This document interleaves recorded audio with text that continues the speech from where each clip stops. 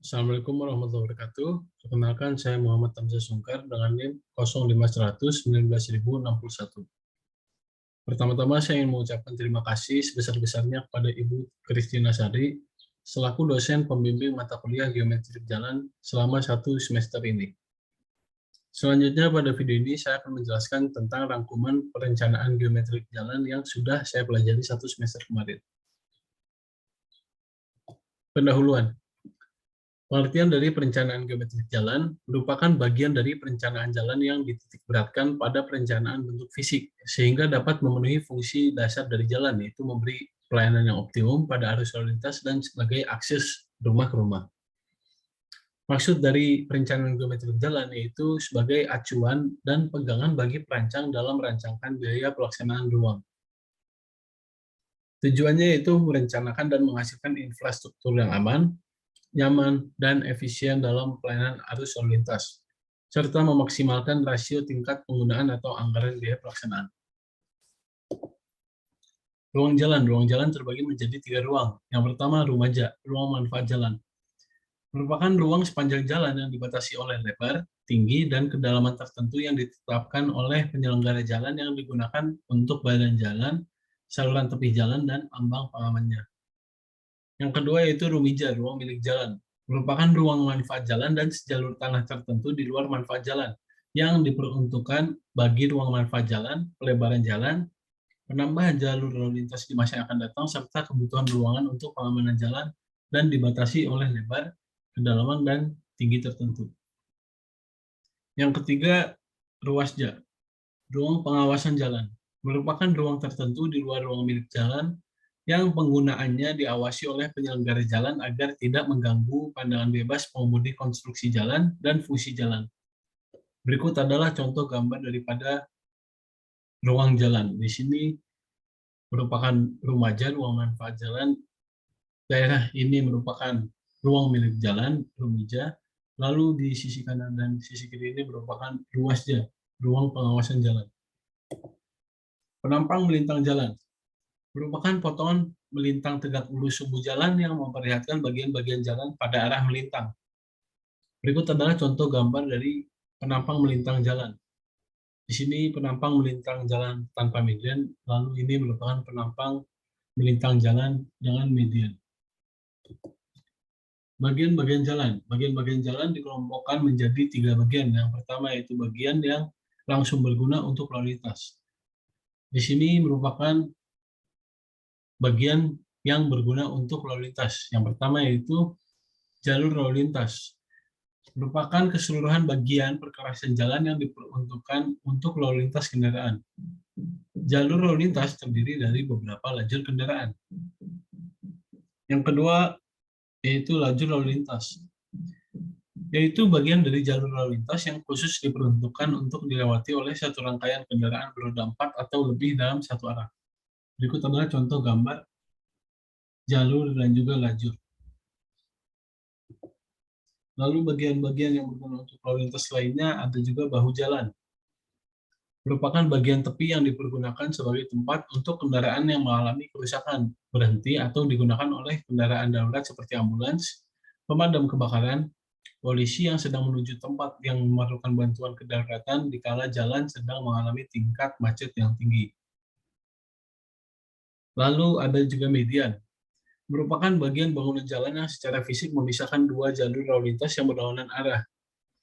Salah satu dari fungsinya yaitu mengamankan kebebasan samping dari masing-masing arah arus lalu lintas.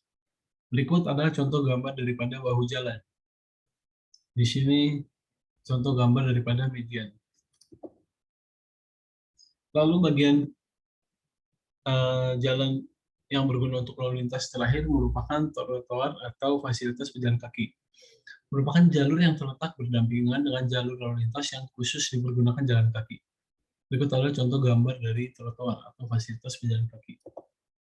Lalu bagian jalan lain yang berguna untuk drainase jalan.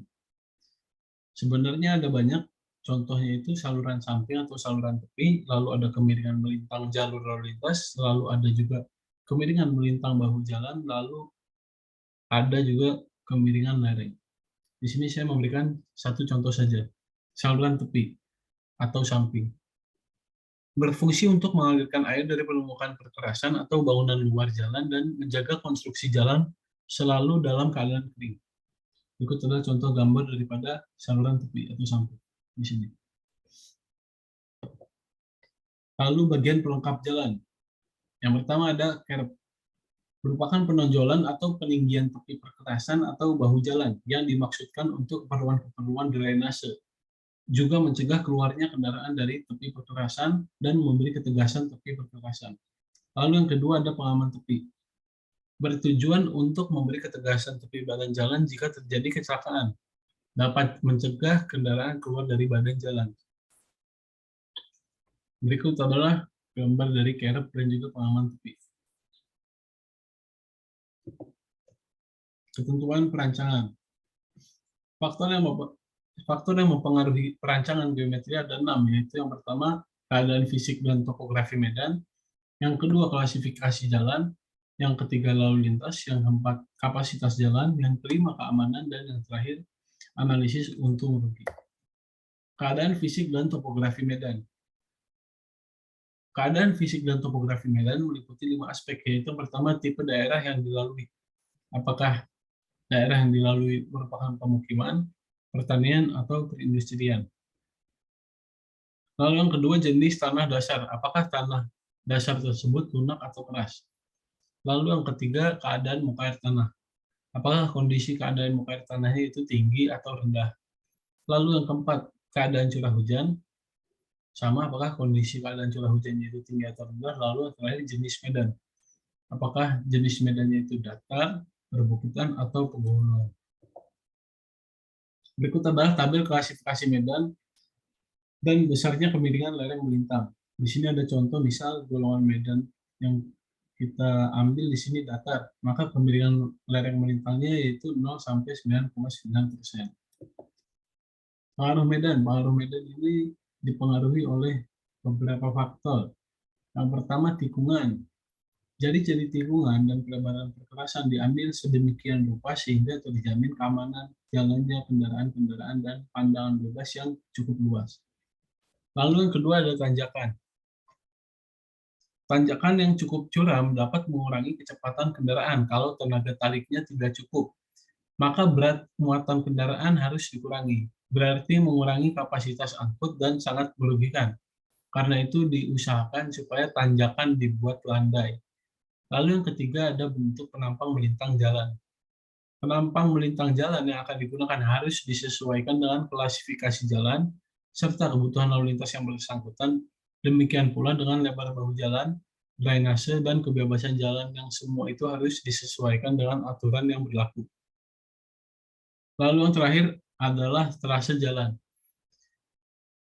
Untuk membuat trase jalan yang baik dan ideal, maka harus mempertimbangkan syarat ekonomis seperti penentuan trase yang tidak terlalu banyak memotong garis kontur, sehingga dapat menghemat biaya, maupun syarat teknis seperti memberikan rasa keamanan dan kenyamanan bagi pengguna jalan.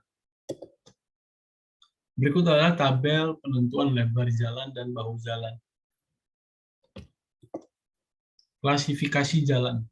Jalan diklasifikasikan berdasarkan satu, fungsi atau peran, lalu yang kedua adalah status, yang ketiga spesifikasi penyediaan prasarana, yang keempat kelas. Klasifikasi jalan berdasarkan fungsi atau peranannya.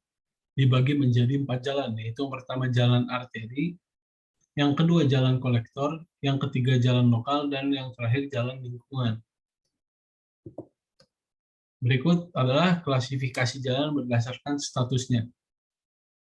Dibagi menjadi 5 jalan, yaitu yang pertama jalan nasional, yang kedua jalan provinsi, yang ketiga jalan kabupaten, yang keempat jalan kota, yang kelima jalan desa. Berikut adalah klasifikasi jalan berdasarkan spesifikasi penyediaan prasarana jalan. Yaitu yang pertama ada jalan bebas hambatan atau jalan tol, yang kedua ada jalan raya, yang ketiga jalan sedang, dan yang terakhir adalah jalan kecil. Klasifikasi jalan berdasarkan kelas jalan, dibagi menjadi 4 kelas, yaitu yang pertama kelas 1, yang kedua kelas 2, yang ketiga kelas 3, dan yang terakhir merupakan kelas 4. Lalu lintas. Masalah yang menyangkut lalu lintas meliputi volume atau jumlah lalu lintas, lalu sifat dan komposisi lalu lintas, dan juga kecepatan rencana lalu lintas. Volume lalu lintas menunjukkan jumlah kendaraan yang melintas suatu titik pengamatan dalam satuan waktu, baik itu hari, jam, atau menit. Satuan volume lalu lintas yang umum dipergunakan sehubungan dengan penentuan jumlah dan lebar lajur adalah lalu lintas harian rata-rata. Terbagi lagi menjadi dua lalu lintas harian rata-rata. Yang pertama itu LHRT, yaitu lalu lintas harian rata-rata tahunan, dan yang kedua lalu lintas harian rata-rata. Lalu ada juga volume jam perencanaan, VJP, yaitu volume kendaraan dalam 1 jam saat arus lalu lintas berada dalam volume maksimal. Berikut adalah rumus dari volume jam perencanaan. Lalu yang terakhir adalah kapasitas jalan. Adalah jumlah kendaraan maksimum yang dapat melewati suatu penampang jalan pada satu jalur dalam satu arah selama 1 jam dengan kondisi serta arus lalu lintas tertentu. Lalu selanjutnya sifat dan komposisi lalu lintas. Sifat lalu lintas meliputi lambat dan cepatnya kendaraan yang bersangkutan, sedangkan komposisi lalu lintas menggambarkan jenis kendaraan yang melaluinya. Dalam penggunaannya, hanya dipakai kendaraan bermotor saja yang dibagi dalam 2 kelompok, yaitu yang pertama kendaraan penumpang, lalu yang kedua kendaraan truk. Adapun kelas umum dari kendaraan yang biasa dipakai adalah kelas kendaraan penumpang dan juga kelas kendaraan truk. Sedangkan sifat-sifat dari kendaraan meliputi beratnya, dimensi atau ukurannya, lalu sifat operasi, cepat dan lambatnya. Kecepatan rencana lalu lintas adalah kecepatan maksimum yang diizinkan sehingga tidak menimbulkan bahaya. Inilah yang digunakan dalam perencanaan geometri. Suatu kecepatan rencana haruslah sesuai dengan tipe jalan dan sifat lapangan. Kecepatan rencana merupakan faktor utama dari segala macam transportasi. Kecepatan yang dipergunakan oleh pengemudi tergantung dari pengemudi dan kendaraan yang bersangkutan, lalu sifat fisik jalan dan juga cuaca, dan yang terakhir adanya gangguan dari kendaraan lain. Lalu kapasitas jalan. Kapasitas jalan terbagi menjadi 3 golongan, yaitu pertama kapasitas dasar, yang merupakan kapasitas dasar dalam kondisi ideal yang meliputi lalu lintas yang mempunyai ukuran standar, lebar perkerasan ideal, yaitu 3,6 meter, lebar bahu 1,8 meter yang tidak adanya penghalang, dan jumlah tikungan juga tanjakan. Lalu yang kedua kapasitas rencana, merupakan kapasitas jalan untuk perencanaan yang dinyatakan sebagai jumlah kendaraan yang melalui suatu tempat dalam satuan waktu, yaitu jam. Lalu yang terakhir adalah kapasitas mungkin, merupakan jumlah kendaraan yang melalui satu titik dengan memperhatikan percepatan atau perlambatan yang terjadi pada jalan tersebut. Berikut adalah rumus umum dari kapasitas mungkin. Selanjutnya itu faktor keselamatan dan keamanan jalan. Keselamatan jalan adalah keadaan tidak terjadinya kecelakaan pada kendaraan. Keamanan jalan adalah keadaan tidak terjadinya gangguan pada penumpang seperti pelecehan seksual, penodongan, perampokan. 3 elemen lalu lintas yaitu manusia, jalan, dan juga kendaraan. Kecelakaan banyak terjadi di segmen jalan yang lurus, di mana kendaraan biasanya berkecepatan tinggi. Perlu adanya keseimbangan antara lebar jalan, jarak pandang, dan aliran horizontal dan vertikal dengan kendaraan yang bergerak, serta dikendalikan oleh kemampuan pengemudi dan daya mesin serta rem. Lalu yang terakhir, faktor kelelahan, keterampilan, dan psikis dari pengemudi memberi kontribusi yang sangat besar bagi terjadinya kecelakaan lalu lintas. Lalu faktor terakhir yaitu faktor analisis manfaat dan biaya. Analisis manfaat dan biaya telah dilakukan sejak awal dari tahapan perencanaan berdasarkan studi kelayakan.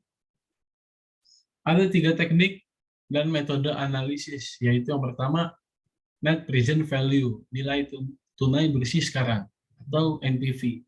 NPV ini merupakan nilai tunai bersih sekarang suatu proyek dikurangi dengan nilai biaya sekarang suatu proyek tersebut. NPV sama dengan B min C. B di sini adalah benefit atau manfaat, lalu C itu cost, pengeluaran. Lalu yang kedua ada teknik angka banding manfaat biaya, benefit cost ratio. Angka perbandingan antara keuntungan sekarang suatu proyek dengan nilai biayanya. Jadi benefit cost ratio ini sama dengan benefit dibagi cost. Lalu yang terakhir adalah tingkat bunga imbang atau internal rate of return. Merupakan tingkat bunga pada saat nilai keuntungan sekarang sama dengan biayanya sekarang. IRR adalah tingkat bunga pada saat B sama dengan C, atau B min C sama dengan 0, atau B per C sama dengan 1. Kapasitas jalan, tadi sudah saya jelaskan. Lalu kriteria perencanaan geometrik. Ada 5, yaitu yang pertama kendaraan rencana, yang kedua kecepatan rencana, yang ketiga volume lalu lintas, yang keempat tingkat pelayanan jalan, dan yang terakhir jarak pandang. Kendaraan rencana adalah kendaraan dengan standar tertentu, bentuk, ukuran, dan daya atau kemampuan, yang digunakan sebagai kriteria perencanaan bagian-bagian jalan. Kendaraan ini dikelompokkan menjadi kelompok kendaraan kecil, contohnya mobil penumpang, lalu kendaraan sedang, bis atau truk, dan yang terakhir kendaraan besar, semi-trailer dan trailer. Berikut adalah gambar daripada kendaraan rencana. Di sini adalah gambar kendaraan rencana kendaraan penumpang. Lalu di sini kendaraan sedang, bis atau truk. Lalu di sini kendaraan besar, semi trailer dan juga trailer. Berikut adalah tabel dimensi kendaraan rencana. Lalu ada kecepatan rencana. Adalah kecepatan kendaraan yang mendasari perencanaan teknis geometri jalan. Merupakan kecepatan kendaraan yang dapat dicapai bila melaju tanpa gangguan dan aman. Pada saat desainer menetapkan kecepatan rencana sebagai dasar perencanaan, beberapa hal perlu menjadi pertimbangan seperti biaya pembangunan jalan, medan yang dilalui, lalu fungsi jalan, lalu perkiraan arus lalu lintas, lalu keselamatan pengendara, dan yang terakhir biaya operasi kendaraan sebagai faktor ekonomis, dan juga ada faktor yang lainnya. Berikut adalah tabel dari kecepatan rencana.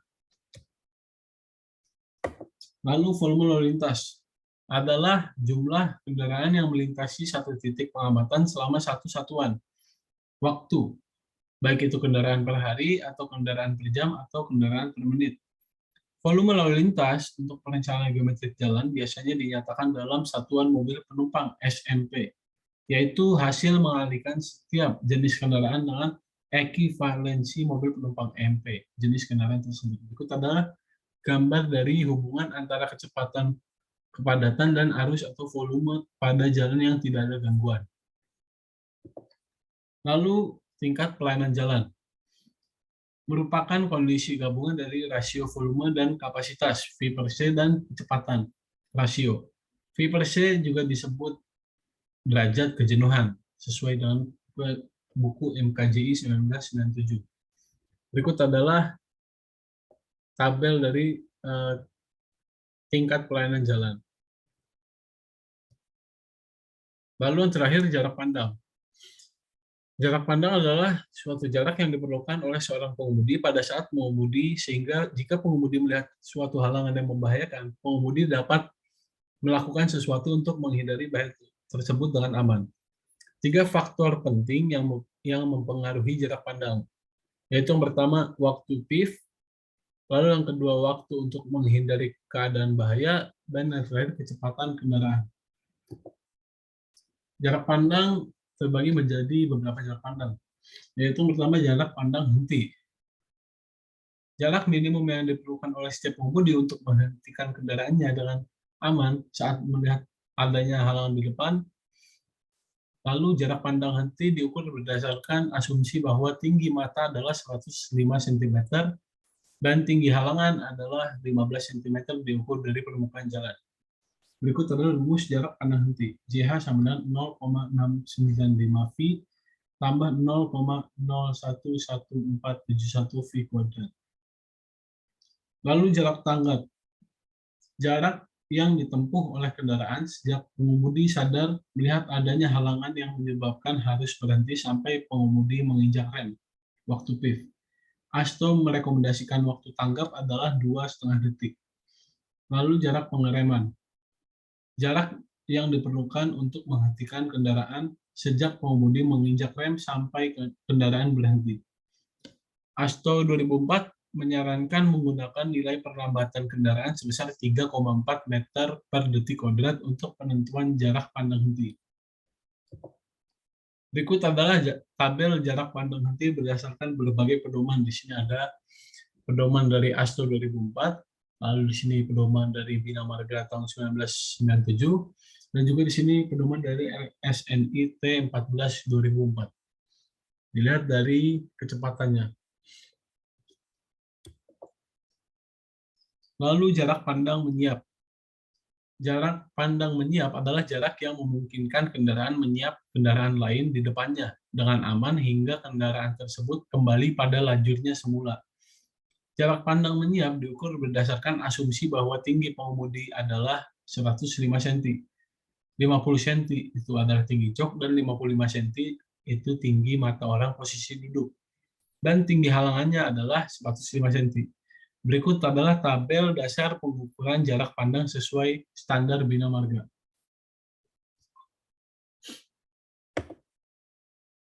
Lalu di sini ada sketsa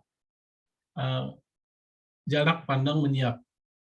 Di sini ada gambar mobil A merupakan kendaraan yang menyiap, lalu di sini mobil C merupakan kendaraan yang disiap oleh kendaraan A, lalu di sini ada kendaraan B merupakan kendaraan yang disiap kendaraan A. Jarak menyiap, rumusnya itu adalah D1 tambah D2 tambah D3 tambah D4. Di mana D1 adalah 0,278 T1 dikali V min M tambah A dikali T1 per 2. Lalu D2 adalah 0,278 dikali V2 kali T2.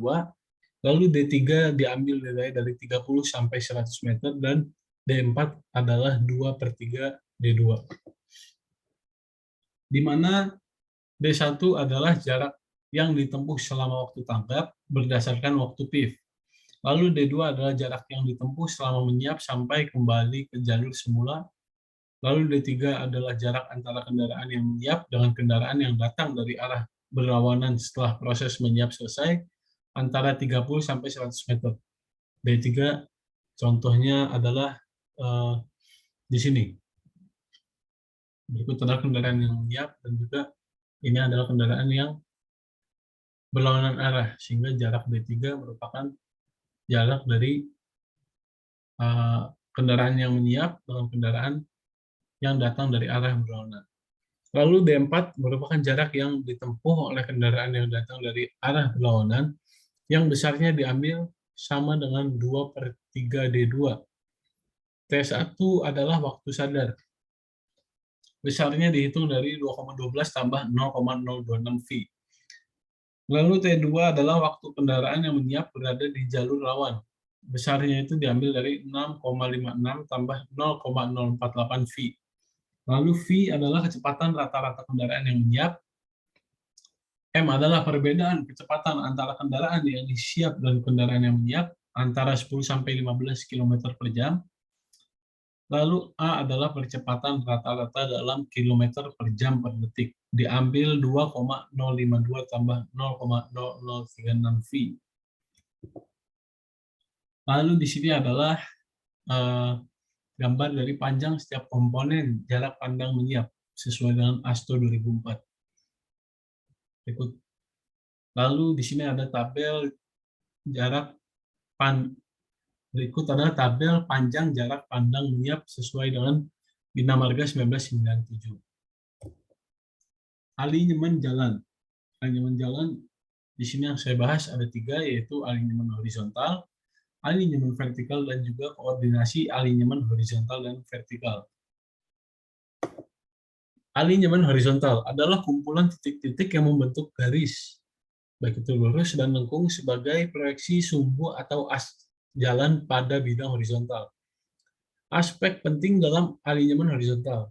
Yang pertama itu gaya sentrifugal, yang kedua bentuk-bentuk busur peralihan, yang ketiga bentuk-bentuk tikungan, yang keempat diagram superelevasi, yang kelima pelebaran perkerasan pada tikungan, dan yang terakhir jarak pandang pada tikungan. Berikut adalah gaya-gaya yang bekerja. Rumus dari gaya sentrifugal itu sendiri, jika diketahui massa kendaraan dan juga percepatan sentrifugal, maka rumusnya menjadi M dikali A. Berikut adalah contoh gambar sketsa dari gaya sentrifugal.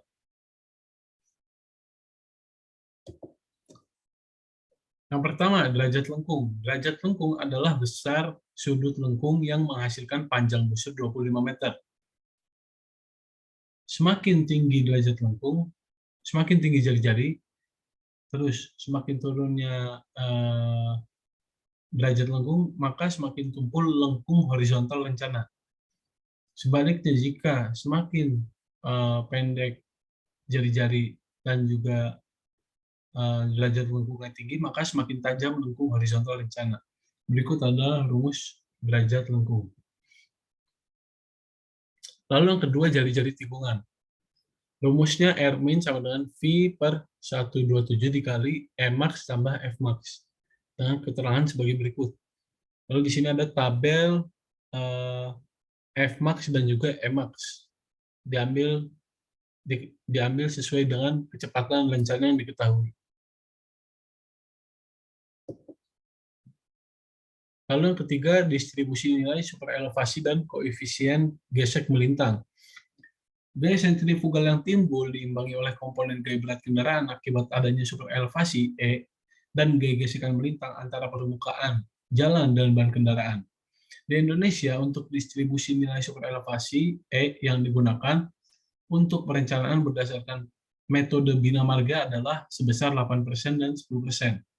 Distribusi nilai E dapat dilihat pada tabel di bawah ini. Berikut adalah tabel untuk yang Emax-nya 10%.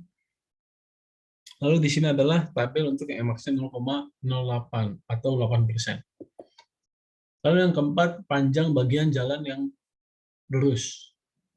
Mempertimbangkan faktor keselamatan pemakai jalan, Bina Marga menetapkan maksimum bagian jalan yang lurus berdasarkan waktu tempuh kurang dari 2,5 menit yang sesuai dengan kecepatan rencana. Berikut adalah tabel dari panjang bagian lurus maksimum. Sesuai dengan fungsi dari jalan tersebut, apakah dia arteri atau kolektor, lalu medannya itu apakah datar, perbukitan, atau pegunungan. Lalu yang kelima, lengkung peralihan. Lengkung peralihan diperlukan agar pengemudi dapat menyesuaikan manuver kendaraan pada bagian-bagian geometrik jalan yang bertransisi dari alinyemen lurus ke lingkaran, atau dari lurus ke lurus, atau juga dari alinyemen lingkaran ke lingkaran. Bentuk-bentuk alinyemen yang menggunakan lengkung peralihan adalah sebagai berikut. Berikut contoh gambar daripada bentuk-bentuknya, yaitu pertama alinyemen SCS, spiral, circle, spiral, lalu di sini alinyemen SS, spiral, spiral, lalu di sini alinyemen kompon spiral, dan di sini alinyemen kompon circle. Lalu yang keenam adalah landai relatif. Landai relatif adalah besarnya kelandaian akibat perbedaan elevasi tepi perkerasan sebelah luar sepanjang lengkung peralihan. Perbedaan elevasi dalam hal ini hanya berdasarkan tinjauan atas perubahan bentuk penampang melintang jalan dan belum diperhitungkan terhadap gabungan dari perbedaan elevasi akibat kelandaian vertikal jalan. Berikut adalah tabel dari landai relatif maksimum yang ditetapkan oleh Bina Marga dan juga ASTO 2004. Lalu yang ketujuh, pemilihan bentuk tikungan. Pemilihan bentuk tikungan menurut Bina Marga tahun 1997 yaitu diasumsikan pertamanya adalah spiral, circle, spiral. Lalu kita cek LC-nya apakah dia kurang dari 20 cm. Jika iya, maka dipakai lengkung spiral-spiral. Jika tidak, maka kita menghitung P. Apakah P-nya itu kurang dari 25 cm? Jika iya, maka kita menggunakan lengkung full circle. Jika tidak, kita hitung lagi untuk F-nya, apakah dia kurang dari 1,5 E normal. Jika iya, maka dia dipakai untuk lengkung full circle. Jika tidak, maka tetap pada asumsi kita, yaitu SCS. Sama juga di sini menurut Asto tahun 1990, kurang lebih sama seperti menurut Bina Marga tahun 1997. Lalu yang ke-8, kebebasan samping pada tikungan. Yang pertama, jika JH, jarak pandang henti, itu kurang dari panjang tikungan, maka rumusnya adalah sebagai berikut. Lalu yang kedua, jika JH lebih dari LT, maka rumusnya menjadi seperti ini. Di mana R adalah jari-jari tikungan, JH jarak pandang henti, LT panjang tikungan, dan E adalah jarak pandangan bebas. Lalu kebebasan samping pada tikungan. Berikut adalah contoh gambar yang tadi. Jika kondisi jarak pandang hentinya kurang dari panjang tikungan, maka gambarnya seperti ini. Lalu di sini untuk daerah bebas samping di tikungan jika kondisinya jarak pandang henti lebih besar daripada panjang tikungan. Lalu ke-9, pelebaran perkerasan pada tikungan. Pada tikungan-tikungan yang tajam perlu perkerasan jalan yang diperlebar. Pelebaran perkerasan ini merupakan faktor dari jari-jari lengkung, kecepatan kendaraan, jenis dan ukuran kendaraan rencana yang akan dipergunakan sebagai jalan perencanaan. Pelebaran perkerasan pada tikungan sangat bergantung pada jari-jari tikungan, sudut tikungan, dan kecepatan rencana. Dalam peraturan perencanaan geometri jalan raya mengenai hal ini dirumuskan, yaitu B sama dengan N dikali B aksen tambah C ditambah N kurang 1 dikali TB tambah Z, di mana notasi-notasinya adalah sebagai berikut. Lalu yang ke-10, desain lengkung horizontal. Yang pertama adalah tikungan circle atau full circle FC. Bentuk tikungan ini digunakan pada tikungan yang mempunyai jari-jari tikungan R yang sangat besar dan sudut tangan yang relatif kecil. Atas dasar ini, maka perencanaan tikungan agar dapat memberikan kenyamanan dan keamanan dan kenyamanan bagi pengguna jalan raya, dalam merencanakan tikungan harus memperhatikan hal-hal sebagai berikut. Yang pertama, lengkung peralihan. Yang kedua, kemiringan melintang atau superelevasi. Yang ketiga, pelebaran perkerasan jalan. Yang keempat, kebebasan samping. Berikut adalah gambar daripada lengkung full circle. Lalu yang kedua ada tikungan spiral circle spiral, SCS. Bentuk tikungan ini merupakan peralihan dari bagian lurus ke bagian circle, transition curve, yang panjangnya diperhitungkan dengan mempertimbangkan bahwa perubahan gaya sentrifugal yang timbul pada waktu kendaraan memasuki atau meninggalkan tikungan dapat terjadi secara berangsur-angsur. Berikut adalah gambar dari tikungan spiral circle spiral, SCS. Lalu yang ketiga ada tikungan spiral-spiral. Bentuk tikungan spiral-spiral digunakan pada tikungan yang tajam. Adapun rumus-rumus yang digunakan sama seperti yang digunakan pada bentuk tikungan spiral, circle, spiral. Namun perlu diingat bahwa bila delta C sama dengan 0, maka delta sama dengan 2 kali theta S. Dan juga apabila LC sama dengan 0, maka L di sini ada L sama dengan 2 LS. Berikut adalah gambar dari tikungan spiral-spiral. Lalu ke-11, superelevasi, kemiringan melintang. Berikut adalah gambar diagram superelevasi full circle. Dan juga di sini adalah gambar diagram superelevasi spiral, circle, spiral. Dan yang terakhir adalah gambar dari diagram superelevasi spiral, spiral. Lalu alinyemen vertikal. Alinyemen vertikal didefinisikan sebagai proyeksi sumbu jalan pada bidang vertikal, berbentuk penampang memanjang jalan. Alinyemen vertikal disebut juga penampang memanjang atau profil jalan. Berikut adalah gambar contoh daripada alinyemen vertikal. 1. Pelandaian minimum. Pelandaian minimum ini diperlukan untuk kepentingan drainase jalan agar supaya secepatnya air hujan dapat mengalir ke saluran samping, sehingga tidak terjadi genangan pada permukaan jalan. Perencana perlu mempertimbangkan beberapa hal sebagai berikut, yaitu yang pertama, landai datar 0% untuk jalan-jalan tanpa kerb dan terletak di atas tanah timbunan. Pada kondisi ini, lereng melintang jalan cukup untuk mengalirkan air di atas perkerasan jalan, kemudian ke talut.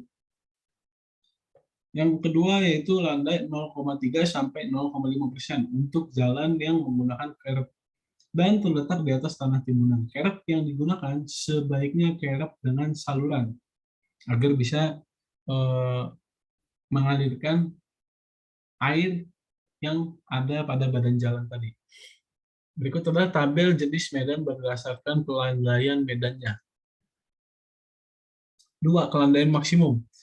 Kelandaian maksimum adalah kelandaian yang memungkinkan kendaraan bergerak terus tanpa kehilangan kecepatan yang berarti diasumsikan untuk truk itu bermuatan penuh dengan penurunan kecepatan masih lebih atau sama dengan 50% dari kecepatan awal. Berikut adalah tabel kelandaian maksimum menurut Bina Marga tahun 1997. Dan di sini adalah menurut ASTO 2004 dan juga Bina Marga 2009 dan RSNI tahun 2004. Yang ketiga ada panjang kritis. Panjang kritis adalah panjang landai maksimum yang harus ada untuk mempertahankan kecepatan sehingga penurunan kecepatan kurang dari sama dengan 50% dari kecepatan rencana selama 1 menit. Berikut adalah tabel dari panjang landai kritis menurut Bina Marga tahun 2009. Lalu lajur pendakian.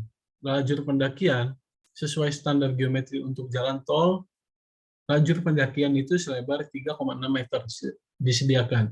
Apabila panjang kritis dilampaui, jalan memiliki volume lalu lintas harian rata-rata lebih dari 25.000 SMP per hari dan persentase truk lebih dari 15%. Faktor yang perlu dipertimbangkan untuk keperluan jalur pendakian yaitu arus lalu lintas yang mendaki melebihi 200 kendaraan per jam. Lalu yang kedua ada arus lalu lintas truk lebih dari 20 kendaraan per jam. Berikut adalah contoh foto dari lajur pendakian pada jalan tol. Lalu yang ketiga, lengkung vertikal parabola sederhana. Berikut adalah rumus dari persamaan parabola dan juga pada titik PPV dan keterangan sebagai berikut. Jika F bernilai positif, maka lengkung vertikal cembung, dan juga apabila F bernilai negatif, maka lengkung vertikal itu cekung. Jika dilihat dari nilai F. Yang keempat, panjang lengkung vertikal cembung dengan S atau panjang jarak pandang kurang dari panjang lengkung vertikal. Dari gambar di samping, gambar ini diperoleh persamaan L sama dengan sebagai berikut. Lalu, jika panjang lengkung vertikal dihitung berdasarkan jarak pandang mendahului untuk jalan dua lajur dua arah, dengan H1 sama dengan 1,08 meter dan H2 sama dengan 1,08 meter, maka persamaan berubah menjadi sebagai berikut. Not di sini adalah desain lengkung vertikal yang menggunakan jarak pandang henti sebagai dasar menentukan panjang lengkung vertikal cembung, maka jalan dengan lengkung tersebut perlu dilengkapi dengan rambu dan marka, dilarang mendahului. Lalu yang kelima, panjang lengkung vertikal cembung dengan panjang jarak pandangnya itu lebih dari panjang lengkung vertikalnya. Maka diperoleh persamaan sebagai berikut. Lalu ada turunan-turunan persamaannya. Lalu di sini yang keenam, tabel nilai K berdasarkan jarak pandang henti pada lengkung vertikal cembung. Dan yang ketujuh merupakan panjang lengkung vertikal FV untuk lengkung vertikal cembung berdasarkan jarak pandang henti. Lalu yang ke-8, panjang lengkung vertikal cembung berdasarkan kenyamanan pengguna. Untuk mengurangi dampak gaya sentrifugal yang berlebihan sehingga memberikan kenyamanan kepada pengguna jalan, maka panjang A ASTO menetapkan panjang lengkung vertikal minimum dengan rumus sebagai berikut. Lalu yang ke-9, jarak pandang henti pada lengkung vertikal cekung. Berikut adalah tabel nilai K berdasarkan jarak pandang henti pada lengkung vertikal cekung. Nah, di sini ada tabel panjang minimum lengkung vertikal sesuai dengan Bina Marga tahun 1997. Lalu di sini untuk Mencari nilai panjang lengkung vertikal cekung berdasarkan jarak pandang henti. Di sini sesuai dengan ASTO tahun 2004. Lalu yang ke-10 ada kenyamanan pengemudi. Gaya sentrifugal dan gravitasi dapat berdampak ketidaknyamanan pada pengemudi dan penumpang kendaraan. Panjang lengkung vertikal cekung minimum berdasarkan ASTO 2004 mengikuti persamaan berikut. Lalu yang ke-11 bentuk visual lengkung vertikal cekung. ASTO 2004 memberikan batasan bentuk lengkung vertikal dengan panjang minimum L sama dengan K dikali A, dengan K sama dengan 30. Panjang lengkung vertikal minimum berdasarkan bentuk visual lengkung adalah L minimum sama dengan 30A, di mana L adalah panjang lengkung vertikal cekung minimum, lalu A di sini adalah perbedaan aljabar landai. Yang ke-12, jarak pandang bebas jika jarak pandang hentinya itu kurang dari panjang lengkung vertikal cekung. Maka didapat rumusnya adalah sebagai berikut. Lalu turunannya jika dilihat sesuai dengan tinggi mata dan juga kendaraan yang dilihat, maka persamaan bisa disederhanakan menjadi seperti ini. Dengan keterangan-keterangan seperti ini. Lalu yang ke-13, jarak pandang bebas jika jarak pandang henti atau menyiap minimumnya itu lebih dari panjang lengkung vertikal cekung. Maka rumusnya menjadi seperti ini. Lalu disederhanakan sesuai dengan tinggi mata pengemudi kendaraan truk dan juga pada bagian belakang kendaraan yang dilihat oleh truk. Maka persamaan disederhanakan menjadi seperti ini. Lalu yang terakhir, gabungan alignment vertikal dan horizontal. Hasil perencanaan yang baik perlu memperhatikan keterpaduan antara tiga elemen, yaitu alignment vertikal, alignment horizontal, dan potongan bentang jalan. Koordinasi antara alignment vertikal dan horizontal harus memenuhi ketentuan sebagai berikut. Yang pertama yaitu alignment horizontal berimpit dengan alignment vertikal dan alignment horizontal lebih panjang sedikit melingkupi alignment vertikal. Yang kedua, hindari tikungan tajam pada bagian bawah lengkung vertikal cekung atau bagian atas lengkung vertikal cembung. Lalu yang ketiga ada hindarkan lengkung vertikal cekung pada kelandaian jalan yang lurus dan panjang. Yang keempat, hindarkan dua atau lebih lengkung vertikal dalam satu lengkung horizontal. Dan yang terakhir, hindarkan tikungan tajam di antara bagian jalan yang lurus dan panjang. Lalu berikut adalah contoh-contoh daripada gabungan alignment vertikal dan horizontal. Yaitu yang pertama ada lengkung vertikal cembung dan cekung pada jalan lurus. Pada alignment horizontal yang lurus, hindari jika ada lengkung vertikal cembung beriringan dengan lengkung vertikal cekung, seperti gambar di bawah ini. Itu adalah alignment horizontalnya, dan di sini adalah alignment vertikalnya. Lalu yang kedua adalah lengkung vertikal cembung pendek dipisahkan dengan tangan vertikal yang pendek. Pada lengkung horizontal, hindari jika terdapat dua lengkung vertikal cembung berdekatan dengan jarak pemisah yang pendek. Berikut adalah contoh gambarnya. Lalu yang ketiga ada lengkung horizontal tepat pada lengkung vertikal. Berikut adalah contoh gambar dari lengkung horizontal tepat pada lengkung vertikal. Lalu yang keempat ada lengkung horizontal berbalik arah dengan tangan yang pendek. Lengkung horizontal berbalik arah dengan tangan yang pendek pada vertikal cembung akan mengurangi keselamatan pengguna jalan.